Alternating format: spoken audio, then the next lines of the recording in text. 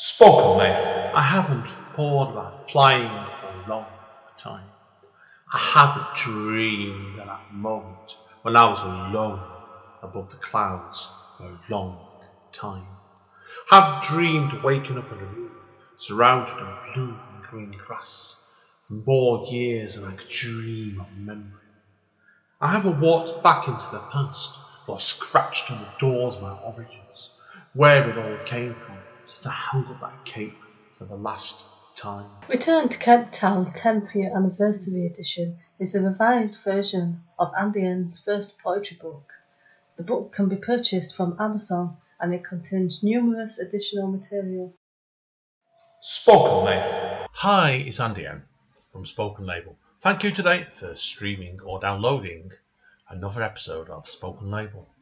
Spoken Label was originally set up on beginning of 2016 and as of speaking has currently nearly 300 sessions. The full archive is available on Spoken Label bandcamp.com. Although it is available for free for stream and download if you wish, I am always grateful for any sort of kind of donation to enable me to keep the running costs of this podcast going. And enjoy. Take care. Bye bye. Spoken Label. Hi guys, it's Andy N, Spoken Label, back in the house. We're on Zoom again today. I've got a dear friend of me today. I've known this young lady for Krystal. When did we first get chatting? About 3 years ago? I think about 3 years ago. Yeah, I can't remember how now because my memory's rubbish for things like that. Probably one of the poetry Facebook pages, I think. Yeah, like I think we just some poetry pages on Facebook, I think, linked us together. And I was wondering, we've got a little friend. We've got Krystal's son with Miles in the background here, so but it is what it is. Okay, it's a gorgeous little boy. I can see that before. So now, Krystal, for people that don't know you, would you like to first of all? Hold on a second. I'm sorry. Let me. As you can see, guys, it's one of these podcasts today. All right, let me get on the floor with Miles. We're gonna do this a different way. We're gonna be creative. The beauties of motherhood.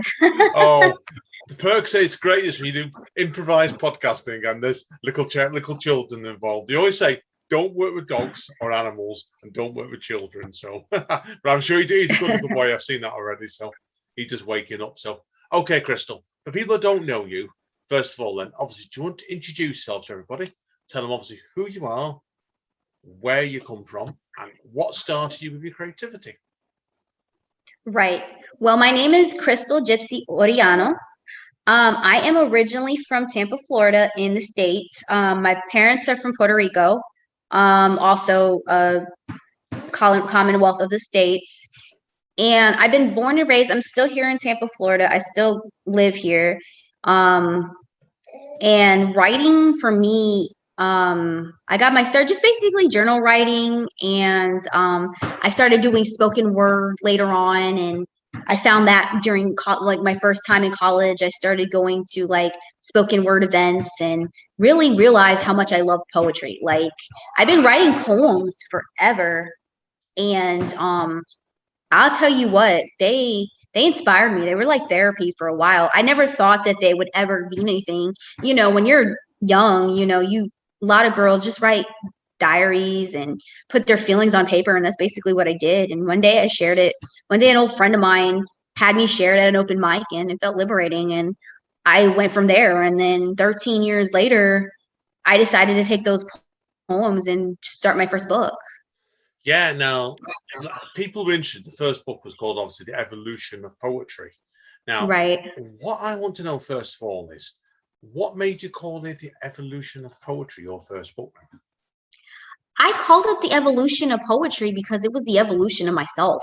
I had been changing as a writer. I had been going through things, and I really wanted to make a home for my first poems. And those poems had evolved. So I wanted to give people who knew me and people abroad and whoever else was getting to know me a chance to really understand me.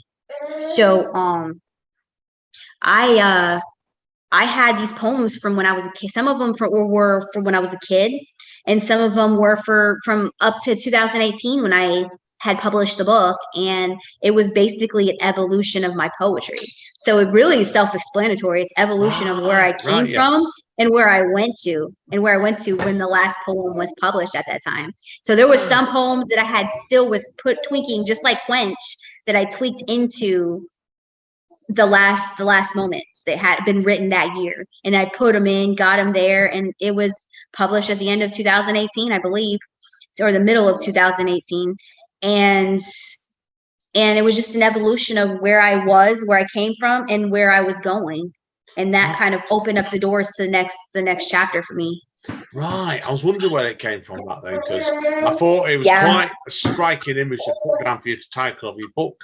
And I thought it was like, that's interesting. So I take it then, obviously, because the book itself is a journey, then I got that from reading it. So Yes. Did you find your approach as a writer changed during the creation of that first book then?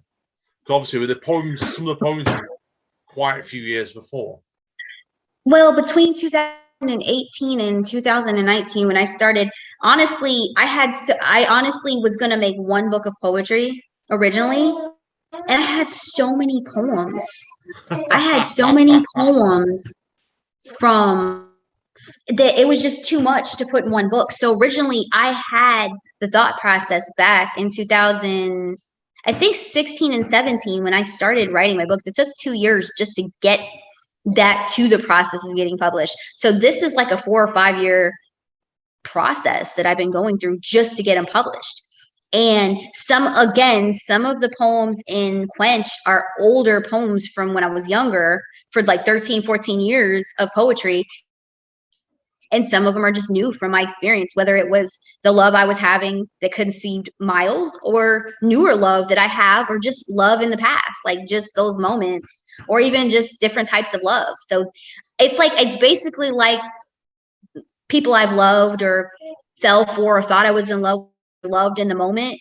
It's all like a story about those particular people at the moment, and just with no names on it, because I don't kiss and tell, but I guess in some ways I do kiss and tell, so I had to divide evolution of poetry, and I took out all the poems from love and I put them into the poems and put them into Quench. And Quench was like, this is going to be my love poems, but this is going to be book number 2. So it's basically almost a continuation of the evolution of poetry. But a lot of people won't know that unless they know me, or they get, where I'm coming from. I thought it was, to be honest. But again, people don't know you. There is a progressive leap between the 2 books. I got that straight away when I was reading both backward books yesterday. And I thought to myself, yeah, it's your voice, but I think your experiences have changed as a writer, and that's changed you as a person. Right. I think motherhood's been part of it for you, I suspect. Like I said before, that's why, obviously, people wondering, the podcast's been recorded in reverse today. You've done the point about your son there, which I think is quite a crunch point in your book, really. It shows you different sides of you that you obviously wouldn't have had previously from the first book, would you say?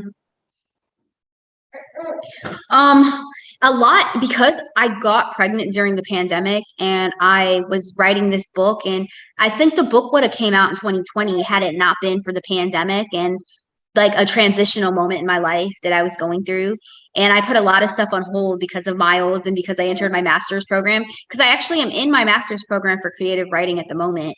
So hopefully the next time we chat, hopefully I'll be a professor at a university. That's the next goals. So fingers crossed. Fingers crossed. Right. Tell us how's that going then? Because obviously, like doing a master's in creative writing, that's some going. I've done a degree in it, and my partner Amanda's done the master's, and I know what work she's put into it. Right. I mean, to be honest with you, I'm even writing a paper right now about my career goals and what I have planned and what I have going on. And some people are not in the program, aren't even as far as like publishing books, but then we hear people who have book deals and who have book agents and have all this stuff going on with books, and everybody's at different levels in the program and have different goals in mind. And that's where I came up with the idea of personally trying to offer my guidance, because like I said, I've had people come and message me about like where to go from there. And I would love to offer services to help like people, young writers who don't know where they're going, because there are some writers who really want to write, but they just don't know what they want to do with it, how to get there, what to do, you know, if self-publishing is for them or not, or book deals and stuff. And I love a book deal. I would love a book deal, but I also at the same time love owning the rights to my own work, you know? Yeah, no, because owning my own rights to my own book means it's mine and nobody can take that away from me. So there are different variations and different ways to go with that. And there's just different places I want to be, but I love being able to put my own poetry out. I've even got some libraries going out here in a second. I may have to put him back in the room because he's like really talking really loud. He's about to put himself to sleep. As you can see, guys, yeah, we're going to have to pause it here temporarily. So, spoken, mate. Tell us a bit more about your journey as an artist then, okay? Because when you started off years ago, who were you listening to? Right. Because I know you mentioned Tupac before. Obviously, Tupac, I could hear his influence in your work. Right. Well, I just like to listen to beats. I'm more of like, I've written a lot of poetry to music. Beats, like melodies, and almost like a lot of people, like I've had a lot of professors tell me I'm more of like, I should write music and I should be somebody who's writing music instead of poetry. But I always remind people that poetry is a form of music. A lot of authors and a lot of music writers have started for music. And I'm not saying that maybe I wouldn't write music eventually, or somebody would go through my poem book and would want to buy one as like as music. But I don't know. I just listen to music and I'm in my mind all the time. And I just have to write about what I'm feeling down, because sometimes when I talk to other people, I sometimes don't have the words to talk to people sometimes when I'm feeling my emotions. So a lot of times I have to write somebody a poem or a letter or something to understand my own journey.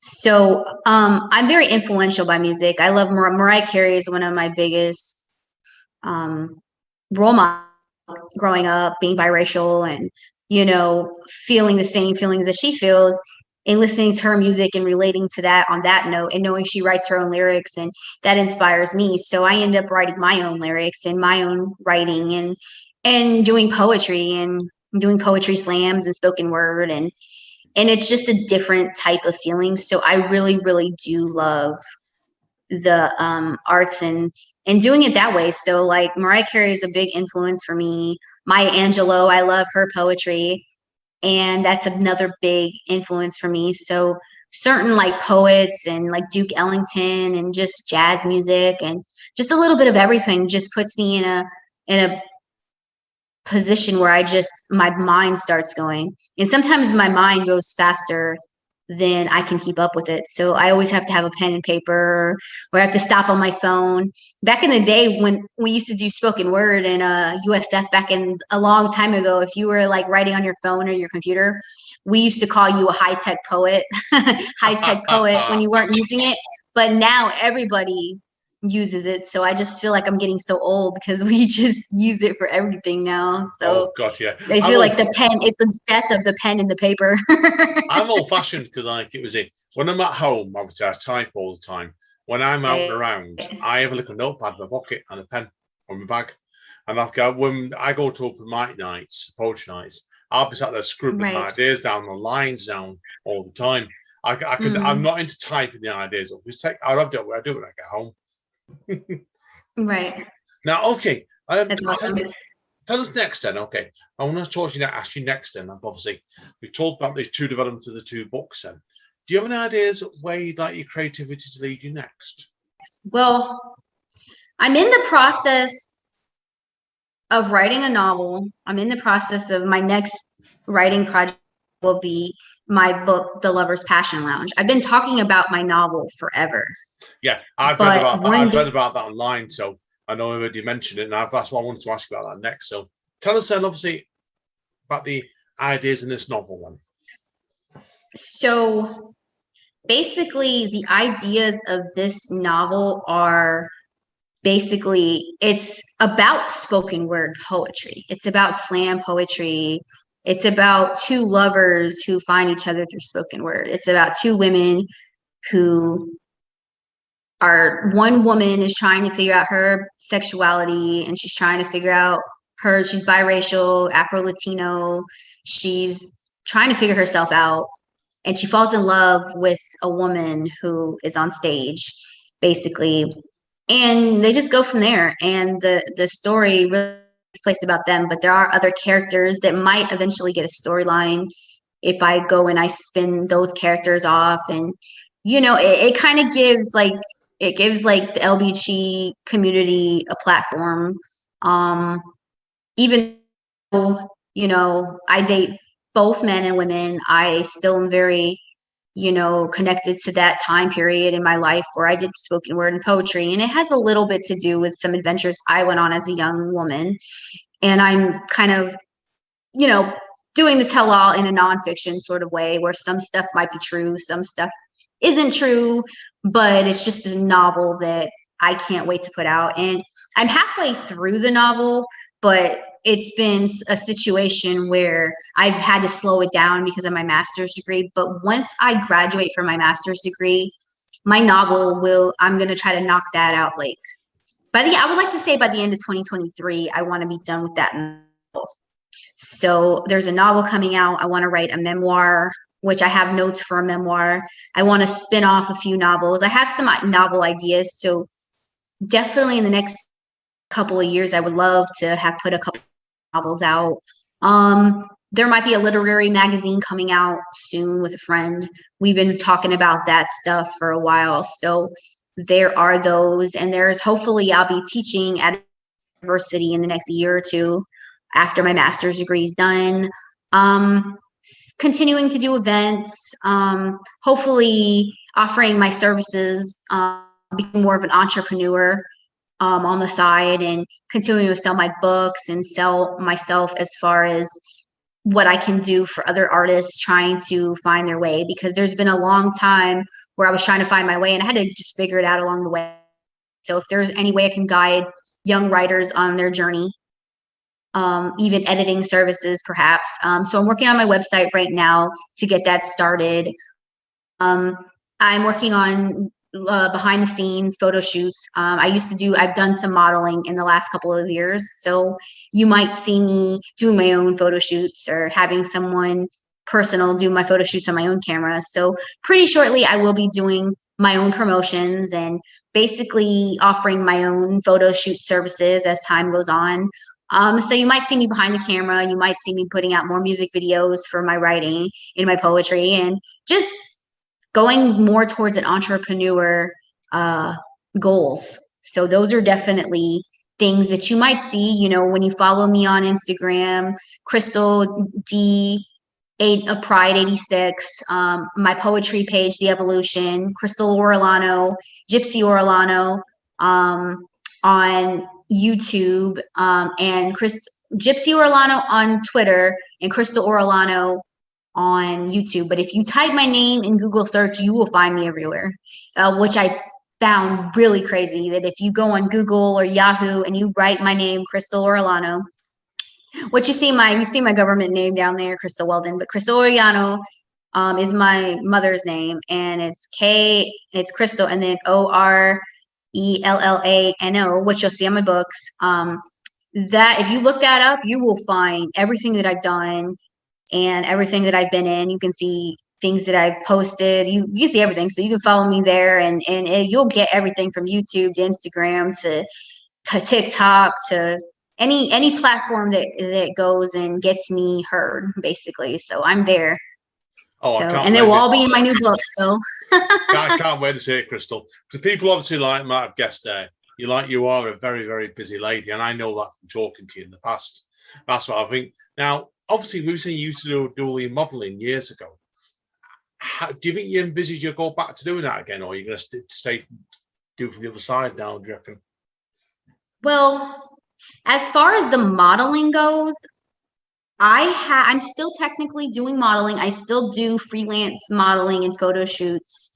I post new pictures on my Instagram all the time. You'll see me doing different types, but I'm more centered towards my books now. But it's not to say I'm not doing photo shoots and I'm not working with other particular photographers in the area. But like I said, I'm going to start doing my own photo shoots myself. So you'll see me doing more. You'll see my name on stuff more because I really am going towards the entrepreneur way. So as far as like fashion walks and all of that, that will probably be a thing of the past.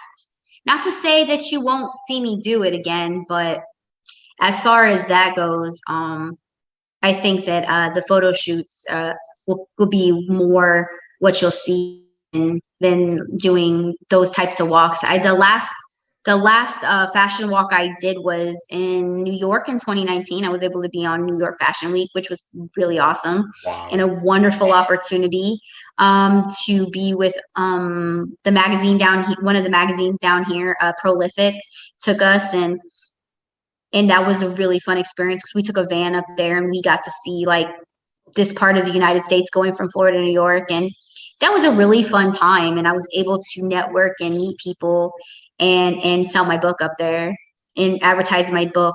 But as time goes on, I think that you'll see more of freelance poetry and more videos. I might be advertising more videos of my poetry. So you might see more like videos coming up of my poetry and more of me as an entrepreneur. So anything that I'm going to do is going to be pushing my own brand from this moment on. So before I was pushing other people's brands and they were making money off of me and I wasn't making money off myself. And it was great at the time because it got me recognized on different platforms. But I think that I'm going to go in a different direction as far as that's concerned. So you'll see more of like, yeah. Good. No, it makes sense. You'll see more of me taking, you'll see more of me being boss woman than anything as time goes on. Good. Now, last question I want to ask you, obviously, before we get to let you promote yourself again, is you were telling me off mic before about obviously the change in your books where you've done a lot more of the design work, haven't you, in the second book? And on the first book, you had a lot of help in the first book, didn't you? So tell us a bit about structure's not the wrong word. The change, why you decided to do it all yourself or second book then? Well, the first time I didn't really have direction when it came to evolution of poetry. All I knew is that I wanted to put a book out and I wanted a book. So I had somebody teach me kind of sort of how to do a book. And I chose for the second book, which was a very last minute decision. It was nothing that person didn't do wrong. It was just as I evolve as a person and as I've learned more for myself, and as I've had time in the pandemic, I've had time to learn more things myself. So I decided last minute to take this book and make it for myself and put it under my own names, because when you use other people and you have to credit other people, they can take state claim down the future. If anything ever happens in the future, that other people can stake claim to things if you put in books. So as time goes on, I have some photo credits for a photographer friend of mine. Shout out to Spitz Flavors, who's still a great photographer doing his own thing. And he allowed me to buy my own photos and use them for my book. So those are things that I'm using, but there becomes a conflict of interest if the future goes down as far as money goes and in that aspect. And this time around, I just really wanted to do things under my own name, and everybody wants to own their own business. So you get to a point where you just want to grow, you just grow. So this time around, I just decided to grow as a person and continue to evolve into the next chapter of life. So I've worked very hard on these books and I just want them to be my own. And if I decide to go with a book deal down the road, or if somebody decides they want to sign me or something, I am able to do that on my own terms if I so choose, or what poems I so choose, because there might be poems I keep for myself and other poems that I'm like, okay, here you go. Because a lot of times creativity, people want to change that creative side of you. And once you have that happen, it changes your whole essence. So for me, I want to be able to keep my own essence and my own truth. And down the road, if I have those opportunities, go from there. Oh, fair play. Because I would like to start looking. Yeah. I'd like to start looking for a book agent soon. Yeah. Good luck to you, definitely. So good luck. Keep us informed. There you go, that Krystal, definitely. So, right. Well, that's covered all the questions today, Krystal. Now, before we conclude, do you want to tell people again where they can find you if they want to look up? Yes. If you go on Google and you look up Krystal Orellano, Orellano, you will actually find me everywhere. But for Instagram, you can go to Krystal D Pride, and you can find me that way. You can find me on the Evolution page on Facebook. You can find me on Gypsy Orellano on Twitter.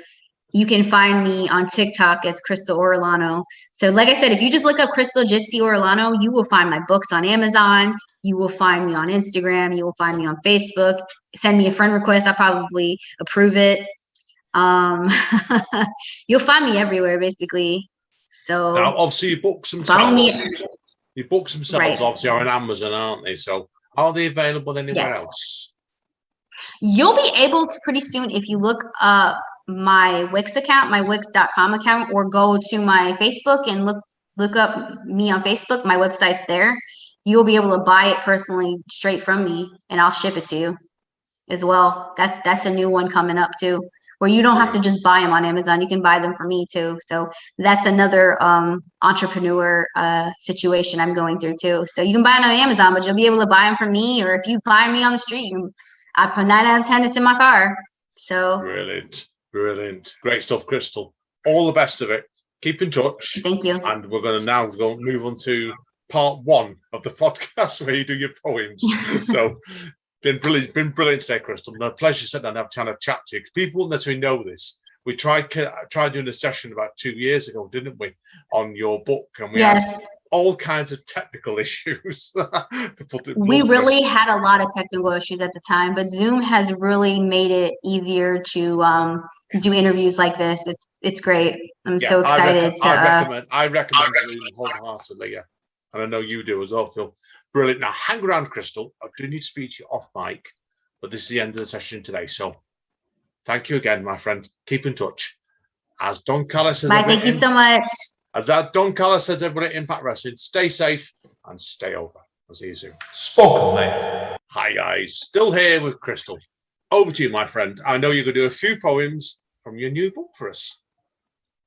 Awesome. The first one is called Immortal.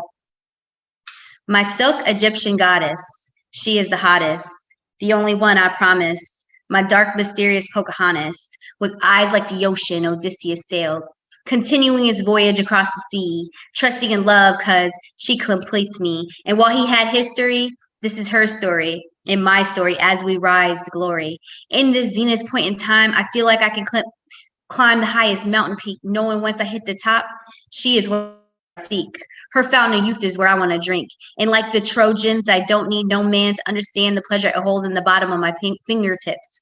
As I turn around and take a sip, I find utopia in her portal.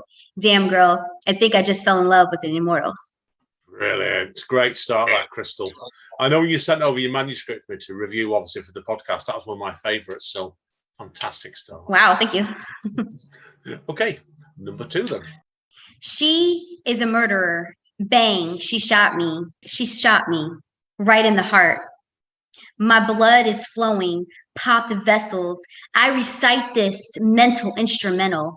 As I sense my heart breaking, it's aching, cold sweats, and I'm shaking. What happened to the days of love, trust, and caring? Now we're blaming and hating instead of love making.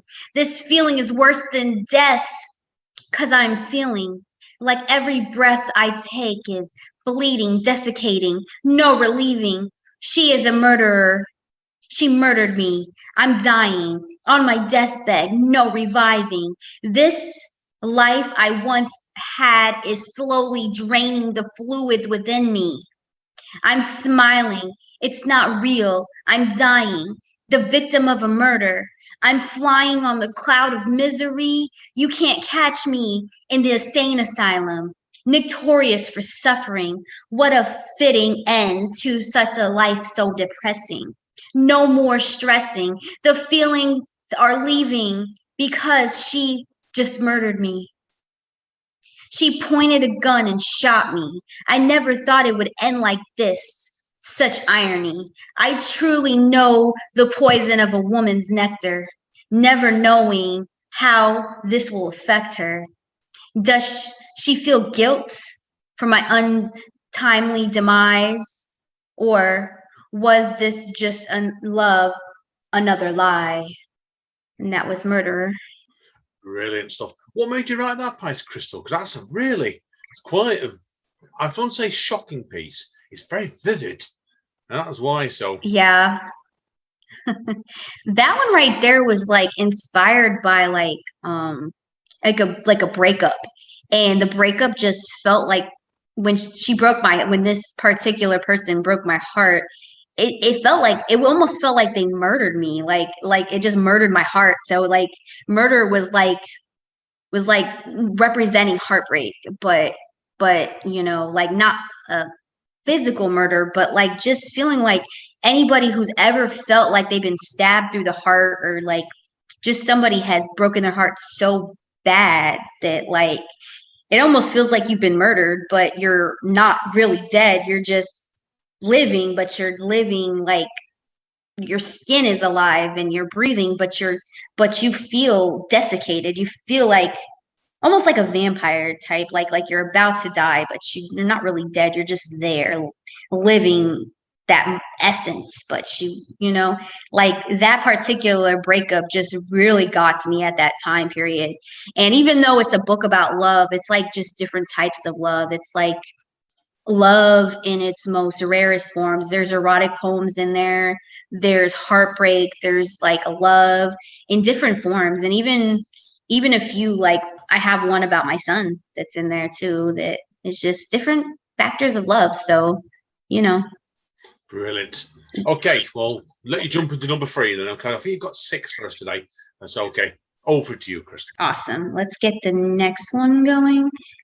And we are going to do a point of view. Let me tell you from my point of view, all the shit that I've been through. You think you know me, but I got issues too. You claim you want her to stay, but all you do is lay away from your past pain. She would give anything to have half the love. Let me explain as I sing. While you're out there doing your thing, family got your back. She doesn't even know half of that. Yet when she tells you she needs a friend, you're great at being blind and playing pretend. Then you're wondering why you're left high and dry, no ride or die. You see you on the other side of the fame. I guess she was a conquest of the game. Brilliant. No, I like that because I like the snapshot variety in that piece, and I thought it was really, again, it's quite a visually stunning piece. That brilliant stuff. Okay. Yeah. Right. I should recall you've got 3 more for us. Okay. On to number 4 then. Freestyle Melody. Freestyle Melody. They all get jealous when they see what I can do, but this is no competition. I've been sent here on a mission. Like a bottle of wine, I'm a limited edition. Something hard to find. I'll tell you what's on my mind. My rap lyrics were meant to be when the stars align. You and I climb like hot track melody. The world about to remember me. Murdered this beat and ran away like it's a felony. Let me know if you're feeling me.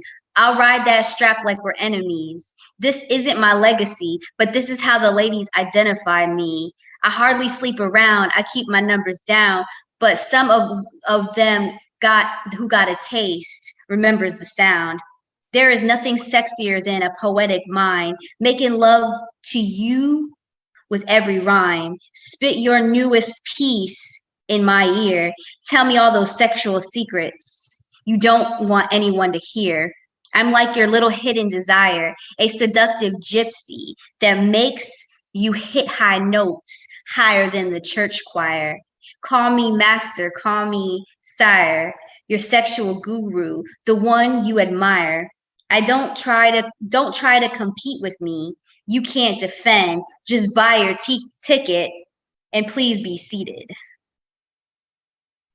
Brilliant, brilliant. That's one of my favorites. I know. I can see when you. What I love with your work, Krystal, is when it's at its best. It's got that energy about it, and I felt that one felt like it was real. I could really see that you doing that piece on stage, and I thought you had a great rhythm. Yeah, it was great to hear you read it. Then, so thank you. I honestly, that's one of my newest poems, and I have yet to do that one in spoken word yet. I cannot wait till I go on stage and do that one for spoken word. So you were actually the first person I wrote that one for. I've only put parts of that poem on my social media to like give people a sneak peek. Well, make sure you get it video again, because I want to see that on video when you get it performed. Definitely that. So. Absolutely. Okay, number 5. Number 5. Let's see what you wanted. You wanted. Okay, so the next one is called Miles. It was originally Letter to My Unborn Child, but I wrote that while I was still pregnant. So now he has a name. So in my new book, it'll be called Miles. Brilliant. It actually reminded me of an old Tupac song. So I don't even know you yet, but I love you. There is nothing I wouldn't do. I already see myself fighting for your protection. Don't know what my body feels, but I sense the connection. You're my number 1 selection. No other man or woman comes before you. For you, there isn't anything I wouldn't do. You weren't planned, yet you were my purpose, the love of my life, and I want this. I know this love won't be easy, but I'm willing to work like it's pure poetry. It's okay if my body changes. I'll be around through all your stages. Can't nobody change what's destined to be in the stars. I love you near, I love you far. The little one, I can't promise you perfection. I already find myself fighting for your protection. I had to let go of other love and another family to save you. If I had to do it again, there's nothing I wouldn't do. You're my purpose. It wasn't planned, but I want this. I want this more than a soulmate. For once, I feel like this was fate. I feel a connection with my body. Stay strong and fight for me. And that one was Miles.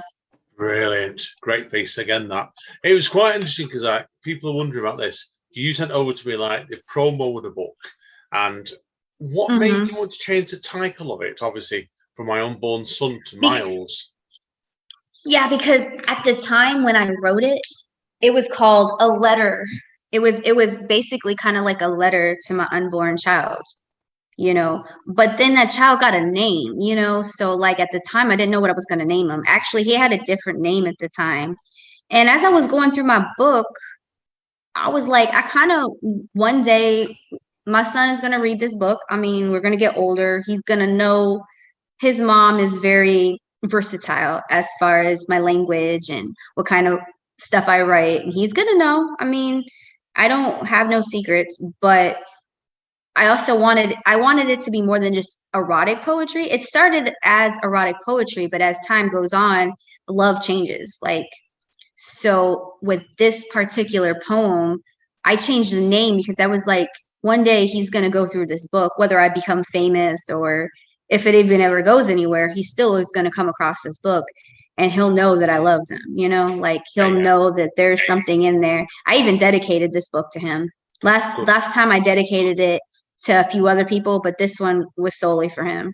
Brilliant. Because in some ways, he is my love in my heart, Yeah. No, you could do. When you get that sort of bond, because they always say mother's love for the child is the most strongest loves in the world, and that definitely applies. Right. I've seen pictures of you, and we're talking personal. This will be now.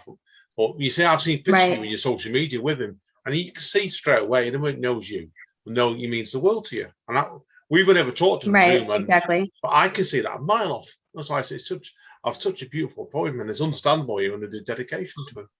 Now, okay, poetry-wise, we're on to the big finale now, aren't we? The big finale. Yes, we are. I think we have one more. And this one is, I think this one was for my Aunt Stacey, who actually passed of cancer a couple of years ago.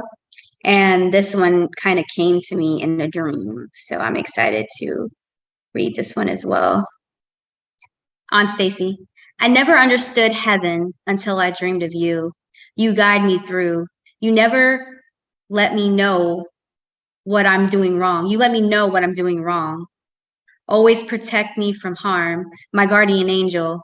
I can see your halo. You never let me stay low, only if you say so. You're always here to guide me. During life, you tried to be superwoman. Now you're fighting God's battles in the kingdom come. You don't judge me when I'm dumb. Rather guide me through my mistakes. Most nights you're in my dreams, protecting me from earthly demons, the devil's evil men. I miss you in human form, but I still feel you here. I never understood heaven until I dreamed of you. You guide me through. You never let me, you let me know when I'm doing wrong. Always protect me from harm. My guardian angel. I can see your halo. You never let me stay low. Only if you say so. Oh, that's really touching, that one. I didn't realize that was about your auntie, actually. So I got the emotion in that one, Krystal, but I didn't realize the family connection to it. Oh, thank you. That's why, again, I knew it was something that meant a lot to you, but obviously I didn't know how. And that was why. So it's like, I think good writing is you give people like half the story, but you don't tell them all of it. And that's where I think that's right. It creates relatability. Brilliant. Right. Thank you. That one, those two poems, they made the book very, very last, like edited when I was editing poems and when I was going through poems. And that one, those two made it, and they're kind of towards the end of it. Like I have my sexy, erotic poems in the beginning, and then it starts to go into different forms of love. And my aunt is some of the reasons why my books started coming out faster, because when she died, I needed a place to put my like pain. So I put them into poetry, because I guess that's really what really like pushes us as writers is emotions, because we need to put that somewhere. And like, that's what drives me as a writer is my emotions and trying to put them somewhere. And, you know, I've had dreams of my aunt since she died. And I was like, well, in some ways she's like my guardian angel.